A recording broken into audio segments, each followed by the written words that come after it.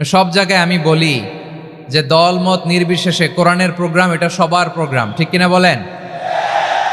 আমি খুশি হয়েছি যে আমাদের বিএনপির প্রিন্স ভাই ওনার পুরো টিম নিয়ে, জেলা বিএনপির টিম নিয়ে আমাদেরকে ফুল দিয়ে বরণ করেছেন। আমাদের সকলের প্রিয় আকন্দ ভাই বাংলাদেশ জামাত ইসলামের পক্ষ থেকে পুরো টিম নিয়ে ফুল দিয়ে বরণ করেছেন। তার চেয়ে অবাক করা বিষয়, বৈষম্য বিরোধী ছাত্র আন্দোলনের ভাইয়েরা, প্রতিনিধিরা, তারাও এসে ফুল দিয়ে আমাদেরকে বরণ করেছেন।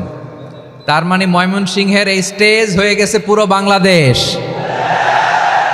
ঠিক কিনা বলেন? আমরা এরকম বাংলাদেশ চাই কি চাই না? যেখানে ভেদাভেদ থাকবে না, মারামারি থাকবে না, এক ডাকে আমরা একত্রিত হব। সবার আগে দেশ, আওয়াজ করে বলেন সবার আগে কি? দেশের প্রশ্নে আমরা ঐক্যবদ্ধ। এই যে 24-এর ছাত্র নাগরিক অভ্যুত্থান, এরপরেও যদি আমরা একত্রিত হতে না পারি, এটা আমাদের জন্য আফসোসের।